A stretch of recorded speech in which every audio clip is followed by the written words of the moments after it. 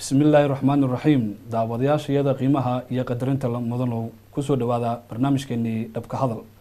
dhabka hadal alaa waxaad naga daawataan tv-ga caalamiga ee Kalson TV. dhabka hadal waxaynu kusoo qaadanaa mar waliba amuuraha ka taagan geeska Afrika iyo dhammaan dunida dacaladeeda. sidaan hore u sheegnay, dhabka hadal waxa uu ka kooban yahay dhowr xubnood oo kala ah. xubinta koobaad hiil iyo hawl, xubin aan u bixinay oo aan ugu talagalnay inaan ku qaada dhigno amuuraha ka taagan Soomaaliya iyo dhammaan degalada Soomaaliyeed. xubinteena labaad waxaynu ugu magac darnay oo aynu badanaa iyadana kusoo qaadanaa waxaa la yidhahdaa amuuraha carre edeg. amuuraha carre edeg oo ka dhigan geeska Afrika iyo degalada Soomaalida iyo qowmiyadaha kale ay ku loolamaan xagga siyaasadda iyo noloshaba.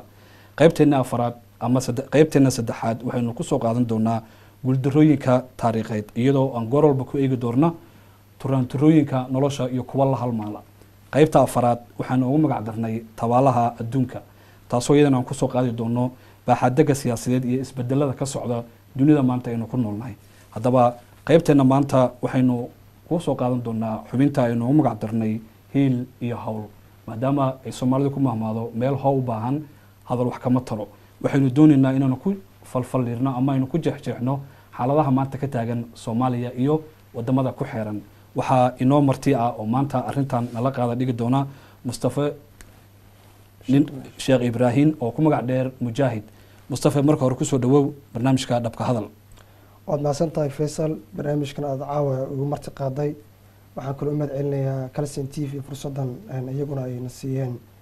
aad baad mahadsantahay.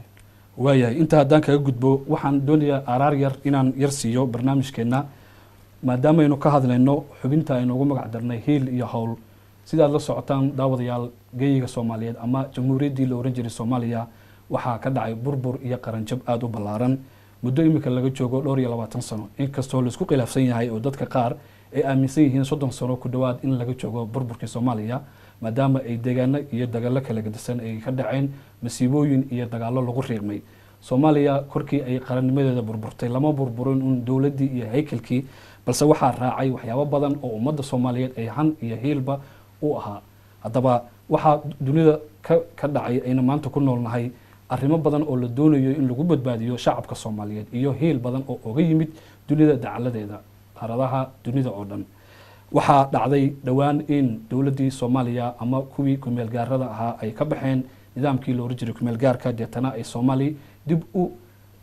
holisay dowladnimadeedii ama qarannimadeedii. balse waxaa weli ka taagan su-aal, qarannimadii Soomaaliya ma taamba mise waxbaa ka dhiman. barnaamijka ayaynu maanta ku qaadi doonaa insha Allah. haddaba su-aasheena koowaad oo aynu Mustafa weydiin doono waxay noqonaysaa lacagaha dhowaan loogu yaboohay geeska Afrika oo ay Soomaaliya ku jirto. waa maxay lacagahaasi, maxaase loogu talagalay in lagu qabto? mahadsanid Faisal. horta marka u horeyso maalmahan dambe dalalka geeska Afrika lacaga badan baa loogu deeqahayay.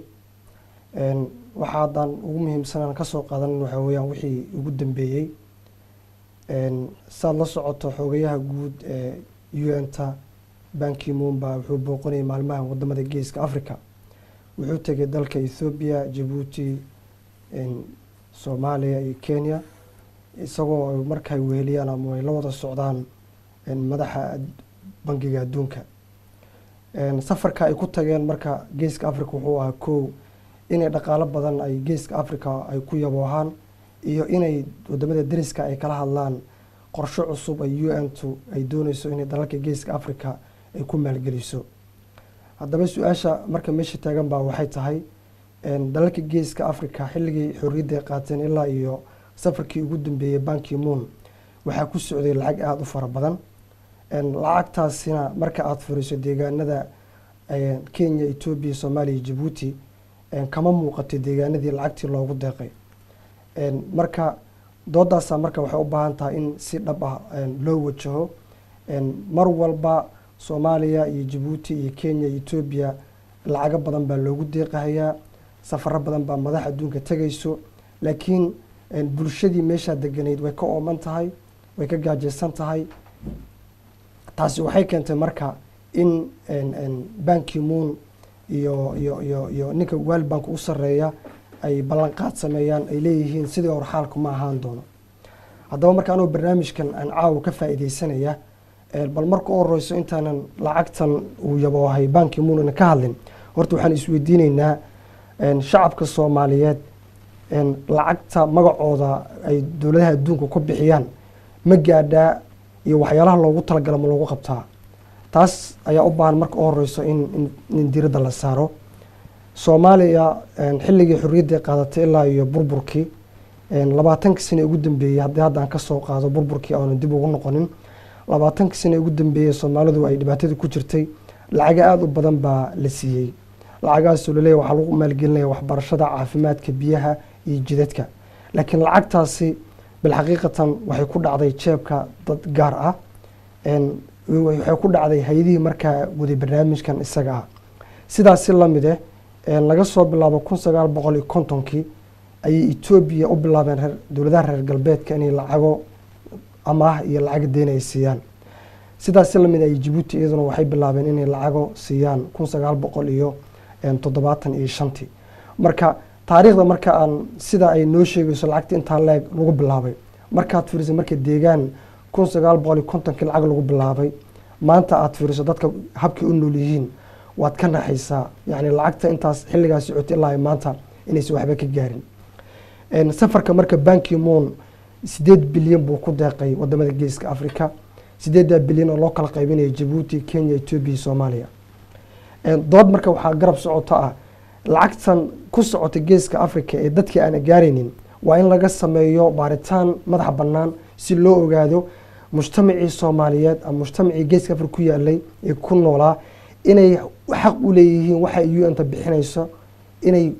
helaan haddaysan xaq u lahayn waa inay soo gudbiyaan meelaha ay qusayso si baaritaan loogu sameeyo loona ogaado lacagta meesha ay ku baxday weega hadda ha ninka ugu sareeya xisbiga shaqaalaha dalkan Eid Miliband jaamacad weyn oo ka qudbeynayay waa lagu mudaharaaday dadku ku mudaharaaday waxay ahaayeen dad ka cabanaya lacagtii wadanka laga qaaday oo lagu maalgelinayo wadamada Afrikana aysan wax isbedel aysan ka soo socon midda labaad ayadina jirto waxa weeyaan labada bilood ee ugu dambeysay dalkan joornaalada dalka soo baxa waxay ka hadlayeen oo mataqaana maalin walba saarnaa mataqaana shaashada kore lacagta ku baxda wadamada Afrika inay gasho madaxda Afrika inay la ogtahay dowladaha reer galbeedka marka safarka marka ay UN ku tagayso wadamadaasi iyo dooda socoto ayaa waxay ay caawinaysaa in dadku ay hadda u baraarugaan ogaadaana inay xaq u leeyihiin lacagta canshuurta laga qaado wadamada reer galbeedka oo adiga iyo anigan ka mid nahay ee ku dhacaysa dowladan reer galbeedka ee haddana intii la aruuriyo la leeyahay waxaa lagu quudinayaa Soomaaliya ama Ethiopian ama Djibouti waa in loo helaa marka meesha ku baxday oo xaqiiq haddii la waayana waa in la keenaa xisaabteedii dadkii mas'uuliyaddaas iska lahaa xilligan ummaddaas maamulayay tusaale ahaan dalka Soomaaliya dhowr jeer baa wadanka lagu martiqaaday madaxdoodii lacag badan baa loo sheegay lacagtaasi qaarna way gaadhay qaarna ma gaarin lacagta gaadhay marka aan ognahay mataqaana joornaaladu iyo saxaafaddu ay qarayso waxaa garab socda in la ogyahay xaqiiq ah in lacagtaasi gashay jeebabka mas'uuliyiin la ogyahay isla markaana ay danahooda gaarka ay ku fushadeen iyadoo dadka masaakiinta waxba aan looga qaban lacagtii kale ee yiri waa la yaboohaya waxa loo yaboohayna waxa weeyaan markii la ogaaday in systemka Soomaalidu lacagta lagu siinayo uu yahay system wali aan lagu aamini karin ay ku dhacayso jeebabka dad shakhsiyada si la mid ah Ethiopia 1950 lacagta lagu bilaabay ilaa maanta marka aad firiso gaar ahaan gobolka Soomaalida aan ku soo qaato gobolka Soomaalida ee Ethiopia ay gumaysato hadaan soo qaato maanta haddii aad tagto gobolkaasi waxaad dhahaysaa gobolkan lacagta xilliga la bilaabay ilaa maanta wax ka gaaray malaha ceel ma jiro wada ma jirto iskuul ma jiro waxbarasho ma jirto telefoon ma jiro jidad ma jiro isbitaalada waa sida oo kale waxaas oo dhan marka hay'adihii dawliga marka way iska indhatirayaan dawladihii caalamka way iska indhatirayaan laakiin alxamdulillah waxaa soo baxay marka hadda hay'ado waaweyn oo u doodaya dadkaasi aan dad u dooda aan lahayn u doodaya oo dhahayo Ban Ki-moon wuxuu tagay Ethiopia Soomaaliya lacag buu ku deeqay laakiin su'aal baa taalo ah lacagtaas uu mar walba ku deeqayo maxay wax uga bedeli laadahay dadkii lacagii hore la siiyay taa marka jawaabteedii lama hayo lacagteeda lama hayo. Tusaale ahaan waqtiga maanta aan kula hadlayo wadanka Suudaan baa lacagta laga jaray sida maanta ay saxaafadda noo sheegayso. Bataatan baa lacagta waa laga jaray iyadoo oo lacagtaasi lagu siin jiray inay wax kaga qabtaan wadooyinka, jidadka, taleefanada iyo iskuulada iyo shaqo la'aanta wax kaga dhimaan. Laakiin tii waxay noqotay inay wasiirada ay jeebkooda gasho. 2 wiig ka hor dowladda Ethiopia waxaa laga joojiyay 270 milyan oo pound oo dowladda Ingiriiska ay siin jirtay. Lacagta iyadana waa la joojiyay. Wadanka Kenya ayagana waxaa laga joojiyay lacag gaarayso iyadana mataqaana 50 milyan oo pound oo loo siin jiray iskuulada iyo mataqaana caafimaadka. Sidaas la mid Djibouti iyadana waa lacag laga joojiyay waxaa jiray joojiyeen wadamada Faransiiska iyo Belgium ay ka joojiyeen.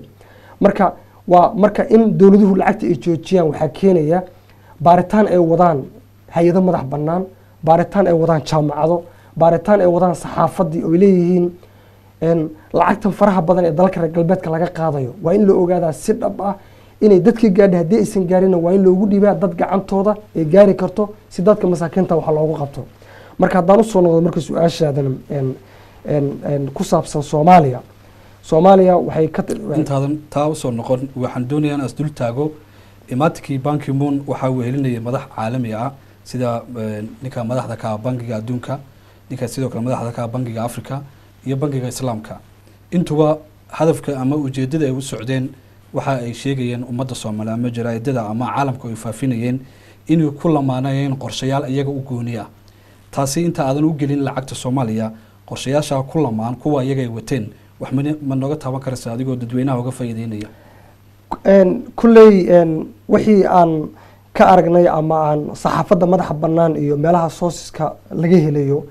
safarkoodii mataqaanaayay maxaa yeelay si qarsoodi ah muusan safar shaacin baa ay saxaafad la socotay. Laakiin dhan kale sida aan kuu sheegay Ustaad Faysal, dunida sidii hore hadda maaha. Dunidu sidii hore aan ku xisaabtamayna maaha. Dunidu maanta loolan baa ka jira, safarada madaxa adduunka waa lala socdaa, saxaafaddii madaxa bannaaneed baa shaqaysanaysa. Marka taa waxay keenaysaa waxa iyaga ay noo sheegayaan safarkan Ban Ki-moon iyo hay'adaha dawliga ah waxaa garab socdo information kale ama warbixino kale oo ay bixinayaan dad madax bannaan oo si dhab ah u sheegayo waxa ku qarsoon safarada qaar ka mid ah. Tusaale ahaan safarka hadda ay ku tageen Soomaaliya sida aan ka xigeynayno dadka madaxa bannaan ee mataqaana daraasiinaya ama ay sheegayaan waxay leeyihiin koow waxa ka mid ah in lacagtii Soomaaliya la siin jiray la kordhin doono. waxaa kaloo ka mid ah in ciidamada AMISOM ay sii joogi doonaan Soomaaliya oo ay mataqaana hadda wax bixitaana uusan jirin, wax hadda saasaan exit aysan jirin, laakiin la hubo inay sii joogi doonaan. habkay ku sii joogi doonaanna dadka Soomaaliya lagalama tashanayo, laakiin waxaa lagala tashanayaa dowladaha ay qusayso iyo hay'adaha biila AMISOM inay jiritaanka Soomaaliya ay sii joogaan. madaxda Soomaalidu way dadaalayaan inta tabartooda ah, laakiin hadda waqtiga hadda la joogo dalkii waxaa gacanta ku hayo hay'ado organisation NGO ah. NGO-gaas oo sameeyeen dowladaha reer galbeedka una sii mareen dowladaha dariska sida Kenya, Ethiopia. sidaa darteed marka waqtiga marka hadda la joogo Ban Ki-moon safarkiisa waxaa base u ah koow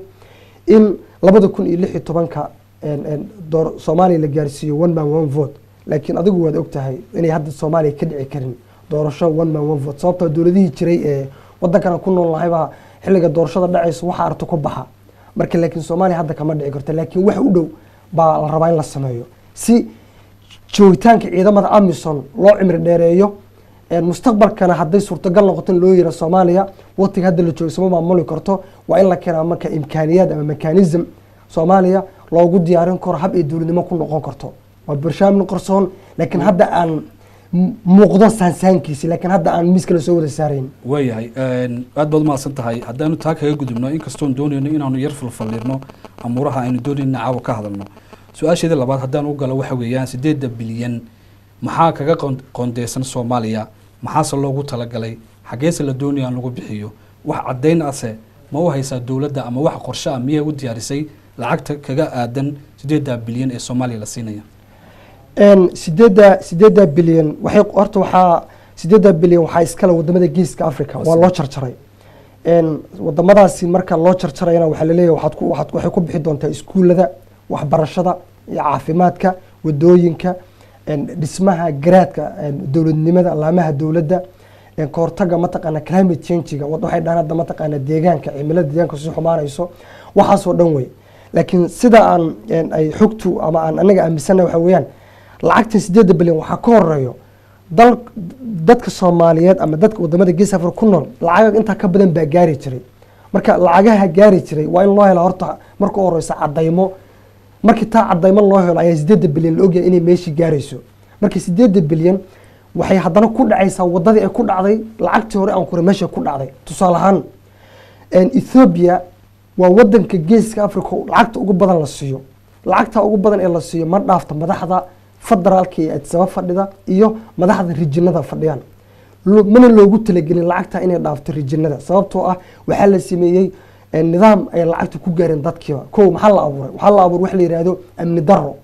in insecurity baa la abuuray haddaad maqashin insecurity ama gobol amni darro laga abuurayna ma loogu talagelin lacagtaas lagu deeqayo in loo ku baxdo sababtoo ah insecurity-ga marka la abuuro waxaa imanaya koow in la dhiso hay'ado amni in dadka wada jawaasis laga dhigo in mataqaanaa in xabsi la furo in ciidan la qoro marka bulshadii dhanneed waa laga rarayaa qaybta horumarka waxaa la geenayaa qayb ciidan iyo mataqaanaa xabsi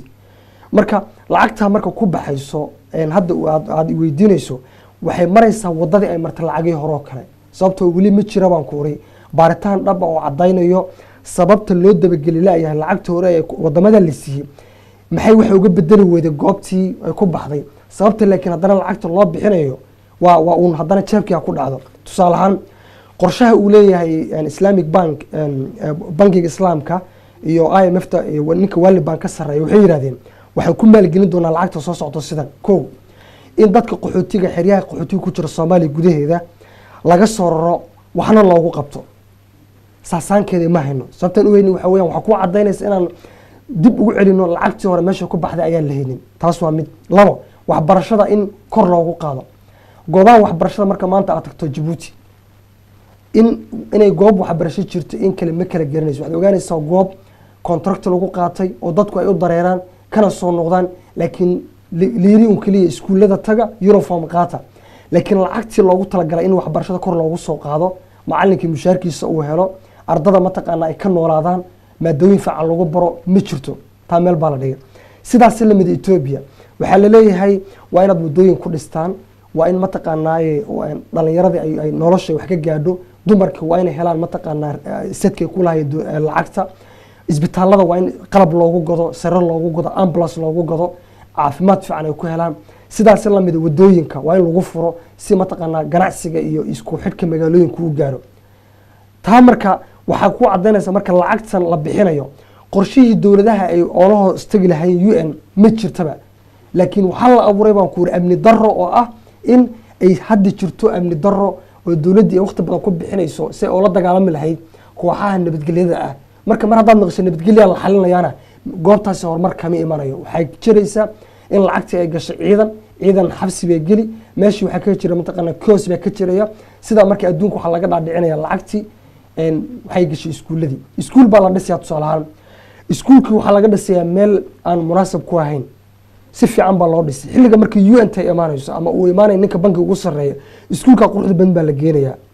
sababtoo mar intuu imaan kor baa la sii diyaarinay safarkiisii xilligu imaanayo iskuulku imaanay waa la sii diyaarinay iyo dadku la kulmayo markii la diyaariyo ayaa ugu dambaysa dadkaasi inay mar meesha imaadaan sidaas la mid caafimaadka isbitaal hebel baa la qurxin sare fiican baa la dhigi waxaa leeyahay wasiirka caafimaadka Ingiriiska imaanayo subax ka hor 2 bilood ka hor baa la hagaajin dadka daawo fiican baa la siin si loogu qanciyo wasiirka caafimaadka inuu booqday goob fiican oo farxad leh marka taas baa marka waxay leedahay hadda wasiiradii dalkan ugu sareysa deeqaha waa lagu dhagan yahay oo hadda sida maanta ay noo sheegaysa daraasadda waxaa loogu dhagan yahay beenta ay ka sheegayaan lacagta ay siiyaan dawladaha waaweyn aan kuusoo sheegay oo dadkii loogu talagalay aysan gaareen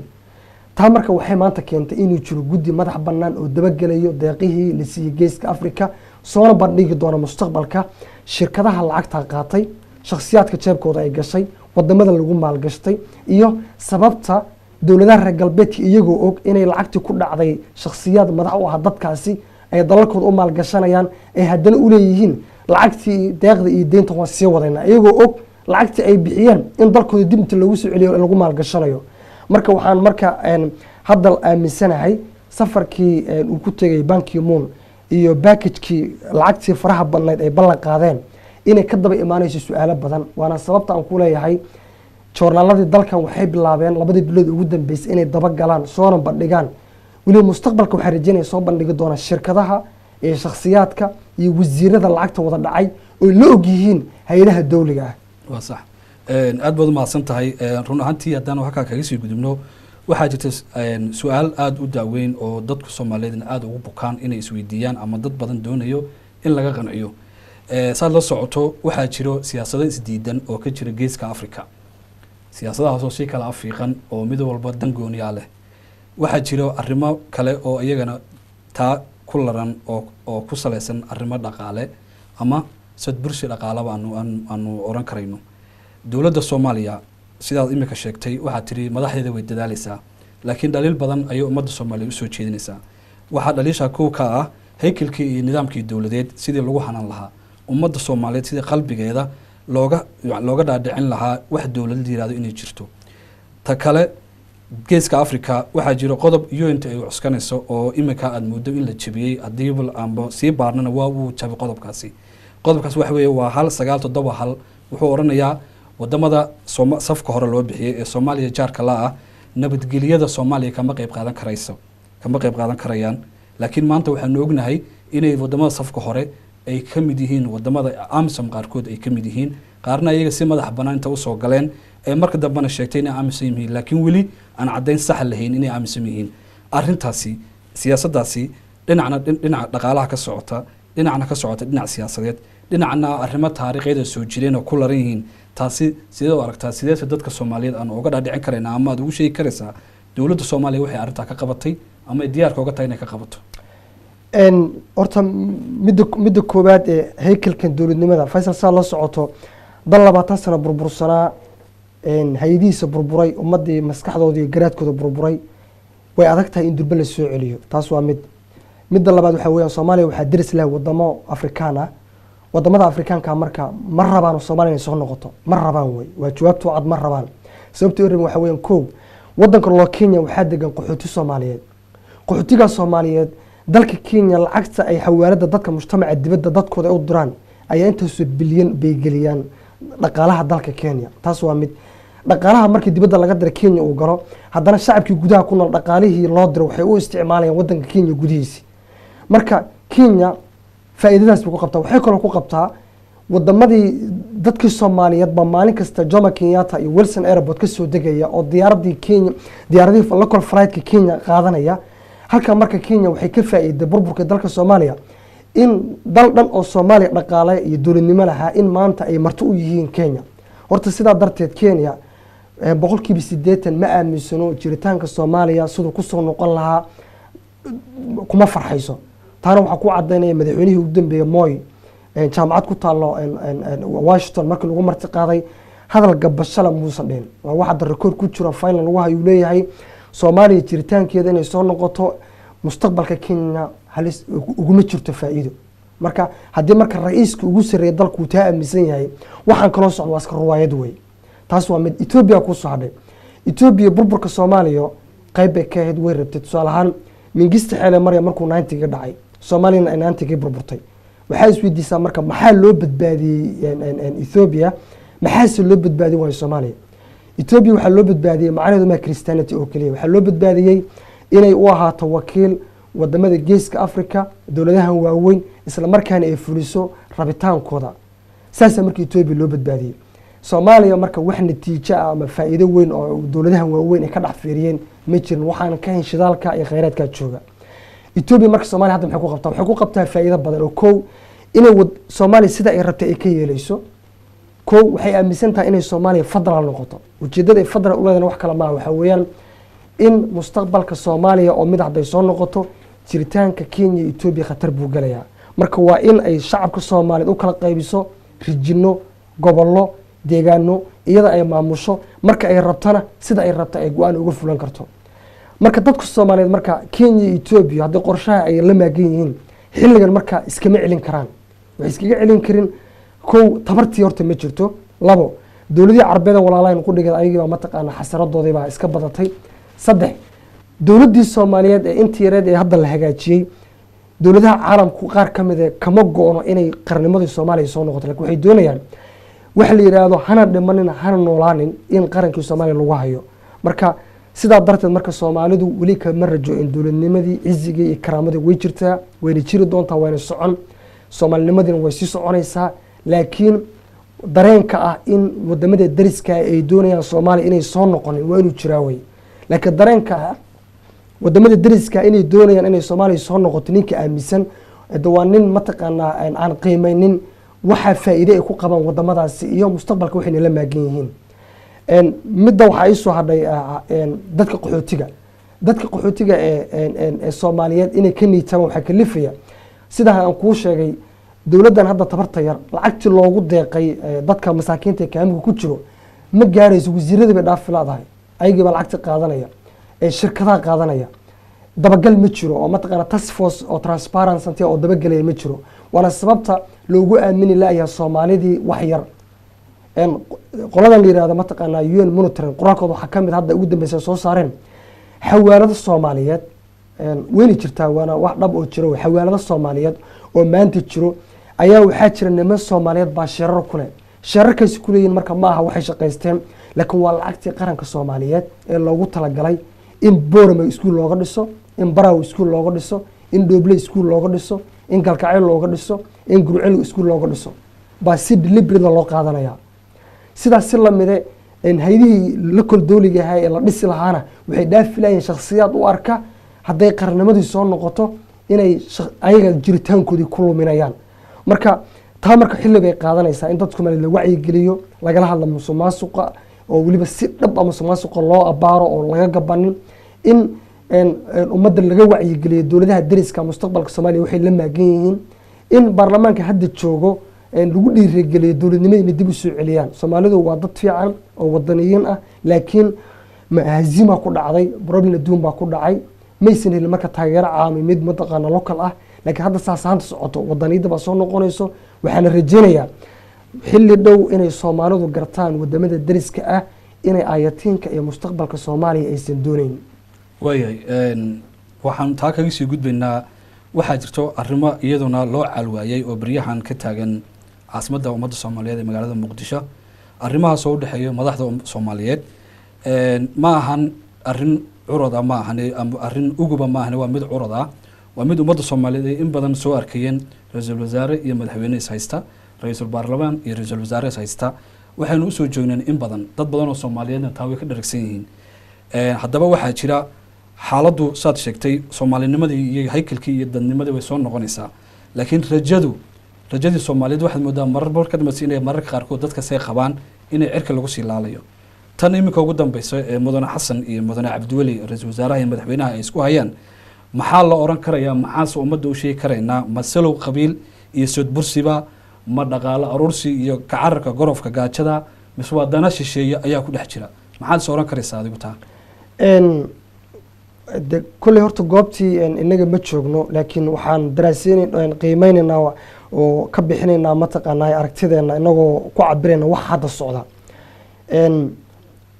برايم مينستر كسيدا هذا ودونه أما هذا الذي سكان مقاطع أما وسوق ري مركز أركته وحوليه هاي دول النمذي يقرن النمذي بنسوق لنا ساسانكي بنسوق لنا هيدي بندسينا تاسو كدوديا مدحونين وكدوديا إن Soomaaliya ay rajo fiican u soo socoto meel fiican ay marayso laakiin waa in hal aan hoosta ka xariiqnaa waqtiga maanta la joogo hogaaminta Soomaalidu waxa gacanta ku haya wadamada dariska ah waa in horta taa hoostan ka xariiqnaa wadamada dariska ah 20 sano sida aan Faysal ku sheegay waxay diyaarsadeen kaadir bay diyaarsadeen leadership bay diyaarsadeen iskuuladooda iyo jaamacadahooda iyo meelahooda akademiyada ka soo baxay 20 sano marka waxay diyaarinayeen dad ku hadla luqadooda laakiin muuqaalka Soomaali ka ah laakiin qalbiga ka ah dawladaha dariska waxay doonayaan marka baarlamaanka Soomaaliya marka maanta waxa laga yaabaa inuu fadhiin taqaan adiga laakiin rabitaankiisa maanta dhow wuxuu ku cadeynayaa Soomaalinimo laakiin Soomaalinimadii waxay u baahan tahay effectively inay practical ay u shaqeyso dadkaas marka maanta waa la diyaariyay haddii markii la diyaariyay kama rajo go'ayno ma dhahayno dad la diyaariyay meesha fadhiyeen laakiin waxaan xoogga saaraynaa dadka caafimaadka qaba ee diasporada ama dadka dhalinyarada gudaha ku jiro in la abaabulo wax loo sheego in 20 sano Soomaaliya la diyaarsaday dad muuqaalka ka Soomaaliya qalbiga ka ah dawladda shisheeye qarannimada soomaaliyana aan diyaar u ahayn, soomaaliyana lana doonayo inay ku jirto maxmiyad laga maamulo marna Addis Ababa marna Nairobi marna Kampala laga maamulo. isku dhaca marka hadda jira waxaa base u ah dowladaha dariska qayb ka yihiin. dowladaha dariska waxay doonayaan sidaan kuu sheegay marka horeba ma doonayaan inay soo noqoto qarannimadii Soomaaliya. marka danba ugu jirta labadii biloodba in la yiraahdo waxaa loo kala qaadaya labadii mas'uuliyiin ugu sareeyay oo haddana ay u soo aadaan safar Addis Ababa ama Nairobi ayna la kulmaan madaxda dalkaasi una soo bandhigtaan wax ay doonayaan. laakiin lagama yaabo madaxda Ethiopia hadday maanta isku dhacaan inay Djibouti u duulaan ama Suudaan u duulaan ama u duulaan Kenya. lagama yaabo madaxda Kenya hadday caawa isku dhacaan Raila Odinga waxaa isku dhacay ninkii la yiraahdo Uhuru Kenyatta hadda way haystaan. laakiin lagama yaabo intay duulaan inay Suudaan ama Ethiopia intay dhahaan kaalina dhexdhexaadiyay sababtoo ah sirtooda iyo mustaqbalkooda gudahooda ku xalisanayaan. sidaas la mid ah marka Faisal inay Soomaalidu hadday isku dhacaan ay Puntland kula cararaan ama Kismaayo kula cararaan ama Hargeysa kula cararaan ama Baydhabo kula cararaan wili garaadkii wuu jiraa. laakiin dowladihii dariska ahaa waxay ku samaysteen gudihii dad iyaga isla ta ciidan baa u joogo, sirdoon baa u joogo, jawaasiis baa u joogto. marka ninkii hogaaminta ahaa ee daacadda wuxuu ka cabsanayaa hadduu isku dayo inuu dhaho isku dhaceena waxaan u geysanaa Puntland ama waxaan dhexaadinaya Kismaayo ama Baydhabo wuxuu ka cabsanayaa in xamar lagu dilo. marka nin walba oo nadiif uu cabsanayaa. inaga marka dadka inoo muuqday aan aragno ee talada ka go'ayso waa dad la soo diyaariyay. kuwa doonay marka in isbedelka keenaan waqti bay qaadan laakiin waxay u baahan yihiin in la abaabulo, la garab istaago, wacyigelinta la wado, damiirka Soomaalinimada uusan gorgortan gelin wayna soo noqon loona bidhaamiyo dadka sida hadda aan sheegay loo iftiimiyo istiraatiijiyada iyo qorshaha fog ay leedahay Kenya iyo istiraatiijiyada qorshaha fog ee Ethiopia leedahay. inagoo ku bees gareynayna waxa maanta aan ka aragnay wadamada reer galbeedka waxa laga qorayo, waxa laga daraasinayo, waxa inaga maalin walba aan aragno ee la leeyahay mustaqbalka Amisom waxa laga damacsan yahay mustaqbalka ma taqaanaay Uganda. tusaale yar baan ku siinayaa wadanka loo Congo ciidamo waxaa degan Amisom, ciidamo waxaa degan UN. 18 sano ayaa Congo ciidamo waxaa degan United Nations. 18 kaas waxay leeyihiin qaybta Congo ay ka fadhiyaan mucaaradka degan ee qaybta uu dawladda u fadhiyo Joseph Kabila ayay waxay leeyihiin waan dhexdhexaadina waa 18 sano. oo tusaalaha labaad aan ku siinay waxa weeyaan wadanka la yiraahdo waxa soo qaana Central Africa oo hadda isna qolaas ka dhaceen ciidamo Faransiis ah fadhiya iyo ciidamo Belgium ah fadhiya. intaas oo sanay fadhiyeen mid walba wuxuu ka dhex raadinay mas'aalaxdiisa. marka hadda ay bilaabatayna dawladihii markii hore fadhiya waxay yiraahdeen anaga ciidan u soo dirno kala ilaalinayna. sidaas marka Soomaaliya marka maanta waqti adag bay ku qaadanaysaa inay ka soo baxdo marxaladii ku jirto sababtoo dawladaha Afrikaan systemka kula jirnaa. xilligii marka ummadeen ay baraarugto ay ogaato Soomaalinimada way ogaato istiraatiijiyada laga leeyahay mustaqbalka Soomaaliya, badda Soomaaliya, khayraadka Soomaaliya, lacagta Soomaaliya markaasaan aaminsanahay inay soo noqonayso. laakiin hadda waqtigan xaadirka ah hogaaminteena waxay soo diyaarsan labada dal aan ku sheegay waxayna fulinayaan barnaamijkaas. laakiin wadaniyadii ma dhiman wayna soconaysaa wayna imanaysaa. waayahay waxaa taasi haddaynu kaga sii gudubno iyadana jira sidaanu sheegnay burburka ku dhacay qarannimadii iyo hankii ummadda Soomaaliyeed waxaa barabaxay ama dee barakacayba kumanaan iyo kumanaan dad ah. waxaad sidaad sheegtay xerada qaxootiga ee Dhagaxley ama Kakuma meesha la yiraahdo iyadana bariga Kenya ku taal waxaa ku nool hooyooyin Soomaaliyeed oo 20 sano iyo ka badan degan halka. rajada hooyada ay ka qabto in ay dib ugu noqoto dhulkeedii dib ugu noqoto iyo hooyada ku nool xerada qaxootiga ee la yiraahdo Al-Jahiin ee dalka Yemen ku taal. caruurta dhalinyarada ee iskuulada iyo jaamacadaha ka soo firxaday ee saxaraha iyo badda dhexe iyo badda cas ku leeanaya kuwaasi rajadooda ay ka qabaan inay mar labaad ay dib ugu soo noqdaan nidaamkii iyo wada noolaanshihii iyo cisigii ay caalamka ku lahaayeen. taasi iyada sideed u aragtaa rajadeeda adoo ka hadlay in badan dawladnimada iyo heekalka iyo hanka maanta ay jirto. laakiin waxaa jira shakhsiyaadka ama hooyooyinka ama caruurta ama ubaxaasi aan ku sheegayo rajada ay iyaga ka qabaan halka ay u mari karayaan inay dib u hantaan ama ay dib uga mid noqdaan dadka dunida laga tixgeliyo. taasi sideed horta adoo ummadda soo bandhigaya midan qaxooti badan oo Soomaaliyeed baa geeska Afrika ku nool oo dhibaato aad u xun oo aad u bahdilan ay ku haysataa. dawladda Soomaaliyana hadda waqtigan xaadirka ah way isku daysaan wax ka qabata laakiin waxay uga qaban leedahay amni daraa jirta. amni daradaa jirtana waxaa abuurayaan kuuri dowlado waaweyn iyo dowlado mataqaanaaye si qarsoon u abuuraya si dalka Soomaaliya ugu sii jiro mushkiladda hadda jirto qaxootiga Soomaaliyeedna ay sidan si ahaadaan. hadda qaxootiga Kenya degan waxa lagu celinayaa Soomaaliya waxa tusaalaha ugu dhibiraan soo qaadanayno marka dad lagu celinayo deegaankoodii aad bay u jeclaan lahayn qaxootiga maanta degan Dadaab in lagu celiyo Soomaaliya laakiin waxa ka horeyso lacagtan faraha badan ee UN-ta ay maalin walba Soomaaliya ugu deeqayso marka u horeyso dadka qaxootiga horta in loo diyaariyo goobihi horta ay degi lahaayeen in marka hore loo diyaariyo imkaaniyaadkii asaasiga ah ay ka mid tahay waxbarashadii oo ay ka mid tahay caafimaadkii oo ay ka mid tahay hoygii ay ka geli lahaayeen marka ay gurigooda ku soo noqdaan marka xilligii la rabo in la diyaariyo waxaa dib loo soo celinaya dagaaladii si dadka qaxootiga loogu hayo goobta ay joogaan. waxaan kuuri xeerada qaxootiga ee Dadaab sanad walba Kenya kira weeyaan dowladda UN-ta waxay ka qaataan intaas bilyan bay ka qaataan qaxootiga kaliya ee wadanka ku hayaan. marka Kenya uguma jirto mustaqbal inay qaxootiga si dhib yar iskaga tago sababtoo kira ka qaataan. dadka Soomaaliyeed ee soo dhaweeyay ee NFD meesha deganna qudhigoodu waxay dareemayaan culays badan qaxootiga Soomaaliya sababtoo ah xaaluf badan oo dhirtii ah bay dhowr jeer ayagoo ka hadlay ayaa idaacada ka dhageysanay. marka qaxootigan marka hadda Soomaaliyeed ee meelaha ku rafaadsan Faisal waa la soo celin karaa waqti bayna qaadan kartaa waa la soo celin karaa dowladda Soomaaliya waa soo celin kartaa laakiin xil allaale marka tallaabadii soo celintii rajadeedii la bilaabay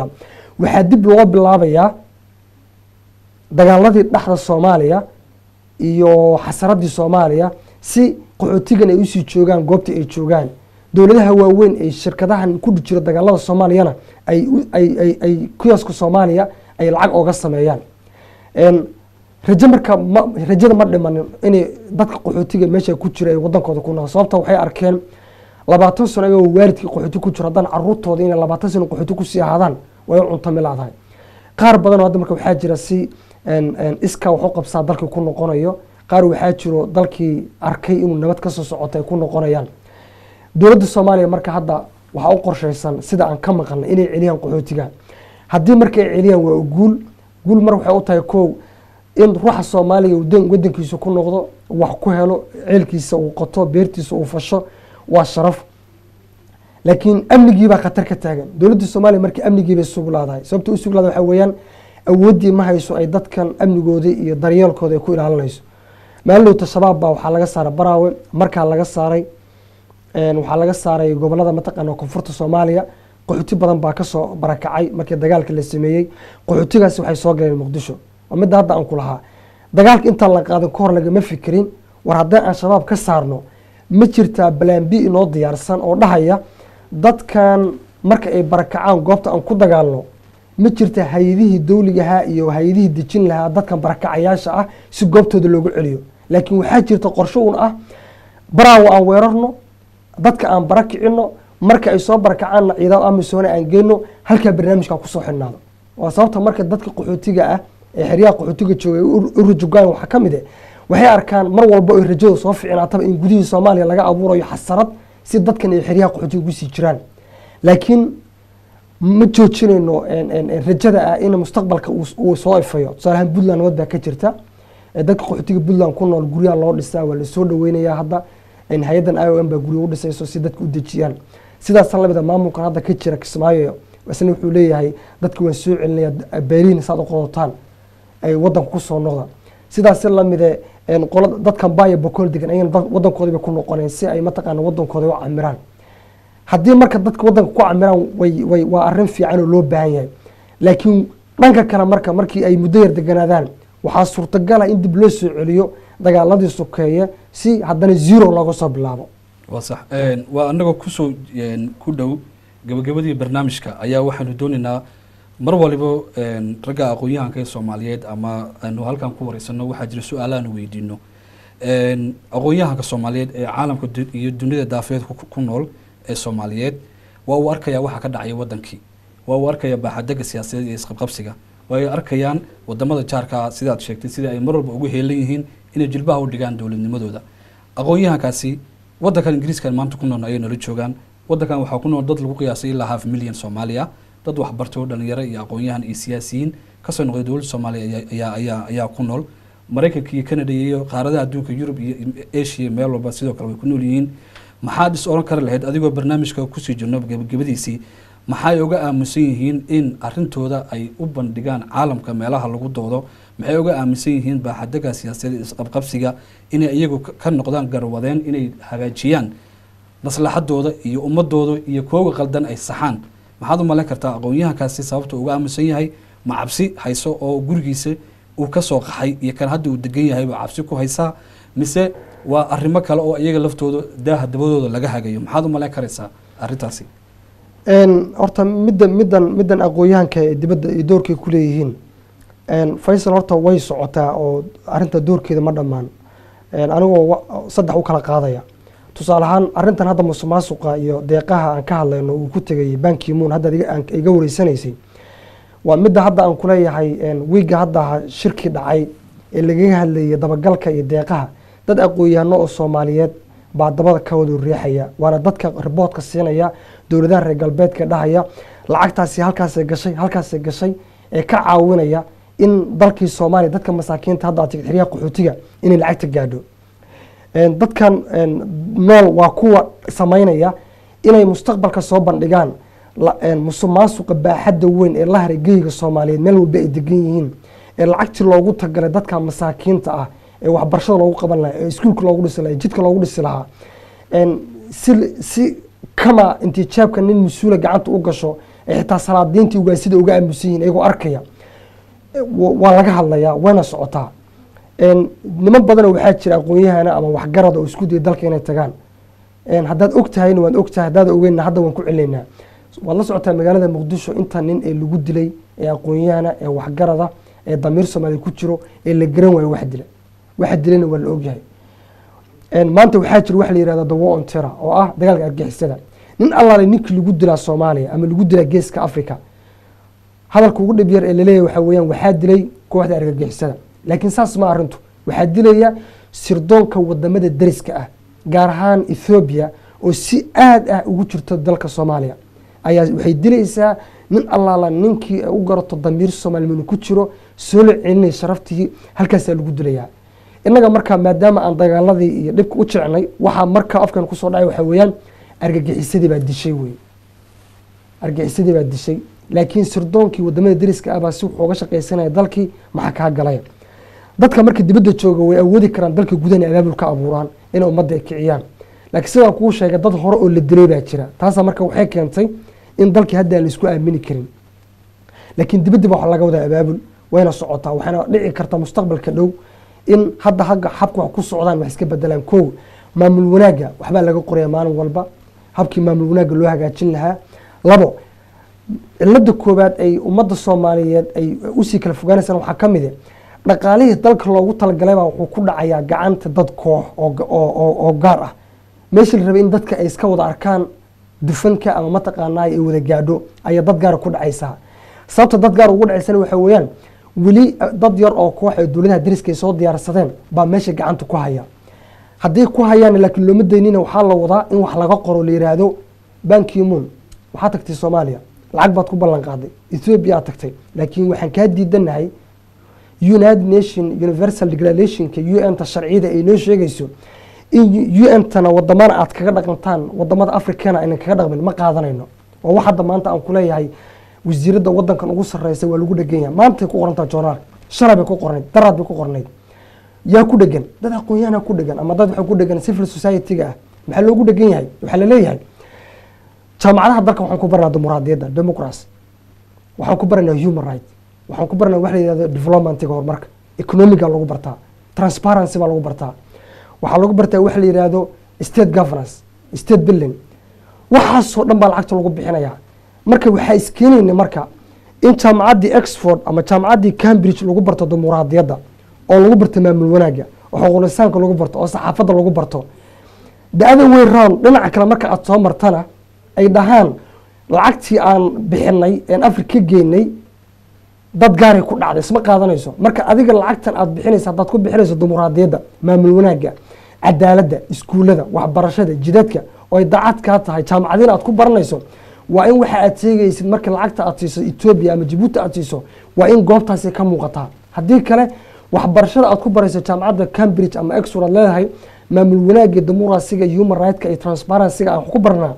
waa in wasaaradda arrimaha dibadda iyo local government-ga ee Afrika ku mashquulsan waa inay ka muuqataa way haddii kale waxa isdiidaya marka Ban Ki-moon oo yani ninka ugu sareeyay United Nation-ka ah oo yani sharciyadii adduunka iyo meeshii ka imaanay state building uu ka imaanayo inuu meesha uu joogan oo sharci ka shaqeeyo markuu Soomaaliya u tago lacag uu bixinayo sharciga ka shaqeyn lahaa wasaga garamaro hadhow marka dad badan baa ku doodi doonaan mustaqbalka kadib ku doodayo oo hadda aan kula naagta lagu haystaa sidee u dhici kartaa in waxa idinka dawladaha caalamka ay aaminsantiin Afrika aad ku beeshaan dhanka kale marka laga imaadana wixii aad Ethiopia ama Soomaaliya lacagta ku siiseen markaan dhaana waan dabagalnay baaritaan baan keenayna aad uga aaminsantiin taa marka waxay cadaysaa marka dadkan Soomaaliyeed ee waxgaradka ah iyo saxaafadooda iyo dhalinyaradooda iyo haweenkooda hal maalin kama istaagin qarannimada Soomaaliya soo noqoto wayna wadaan waxaan ku leeyahay rajadii Soomaaliya way muuqataa midnimadii Soomaaliya way muuqataa cizigii Soomaalida way muuqataa wax badan baa isbedelaya laakiin macnaha inaan ka quusanna ma u dhahna dalkii wuxuu gacanta u galay niman kooxaha oo dawladaha dariska gacanta ku hayaan oo sidii raba ka yeelayo waxa la wadi doonaa mataqaana qoraalka la wadi baxfiga daraasadda waa la wadi hay'adaha dawliga waxa laga doodayaa sharciyada ay qorteen inay ku dhaqaan markii Afrika tagaan inay ku dhaqaan laakiin ma noqonayso sharcigiina London iyo New York uu ka shaqeynaya lacagtii baan ku bixinaynaa adsa marka ay tagaan transparency iyo accountability ma shaqeynayo ma soconayso tusaale ahaan shalay Guardian ku soo saaray lacagtii ugu badnayd ee Ethiopia la siiyay inay ku baxday hub iyo ciidan hubkaas oo ciidankaas lagu dagaalamayo dad Soomaaliyeed iyo dad masaakiin oo Oromo iyo dad Anfara wasiiradda markii way ka jawaabi laadahay way ka saareen hadda dad maanta aad gasho website-kooda wasaaradda arrimaha dibadda qaybta deeqaha Soomaaliya waa laga saaray Ethiopia waa laga saaray Kenya waa laga saaray Masar waa laga saaray Pakistan waa laga saaray Nigeria waa laga saaray waana 8 dal ay dhaqaalaha ugu badan ay siiyaan una siiyaan inay rabitaankooda fuliyaan marka ayaga marka ceeb hadda ku timid ceebta ku timid waxa weeyaan wixii ay sheegayaan baa saxaafadda lagu soo qoray inay been tahay ee iyaga ay mushkiladda koow ka yihiin sababta ay dadka wadanka dunida saddexaad u baaba'ayaan marka iyaga kuwan ay taa ku dhacdo laba imaanaysa marka waxa imaanaysa in xisbiyada mustaqbalka soo socdo Soomaalida iyo dawladaha dadkan ajaanibta ee wadanka ku nool inay awood u yeeshaan mustaqbalka marka ninkay xulan doonaan uu noqdo nin codkooda dhageysanaya sharciga dawladda Britain ee qoratayna nin qaadaya kuna dhaqaqaya geeska Afrika David Cameron doorashada ballanqaadkan ku soo galay idin baan waa sharxan yahay ballanqaadkan ku soo galaya canshuur baad Faysal bixisaa ana canshuur baan bixiyaa canshuurta aan bixinay marka haddii Ethiopia lacagtii loogu talagalay ee deeqda ahayd iskuul lagu dhisi waayo wadan lagu furi waayo isbitaal lagu furi waayo waxbarasho lagu sameyn waayo dadka Soomaaliyeed gobolka ku nool ay ka muuqan wada noloshaas hooyada xirada dhadhaab joogta lacagtii Soomaaliya ay ka muuqan wado xaq waxaad u leedahay in hay'adahan hadda aan ku sheegay baaritaanka wada ee jaamacaddan ku qabta shirka inaad loo tago balan laga qabsado aqalka baarlamaanka gudihiisa shir lagu qabto saxaafadda la marti qaado si dhaba loo soo qoro shirkadaha iyo shakhsiyaadka lacagta dhacay inagoo baaritaan ku sameynayna soona diyaarinayna goobahay ka degan yihiin iyo lacagtaasi meesha ay gashay iyo hantida ku samaysteen marka tii way socotaa wayna sii soconaysaa insha Allah daawadayaal intaasi waxaa noogu soo gabagaboway barnaamijkeena dhabka hadal ee aanu maanta kaga hadlaynay xubinteen u bixinay heel iyo hawl barnaamijkeena waxaa nagala qayb qaatay Mustafa Sheekh Ibrahim oo magac dheer Mujaahid waxaa isku soo dibiriday aqoonyahanka weyn Aadan Kaahin waxaa xagga farsamada naga caawiyay injineer Cadaawe inta ku kulmi doono barnaamijka mid lamid ah waxaan idinkaga tageynaa sida iyo nabadgelyo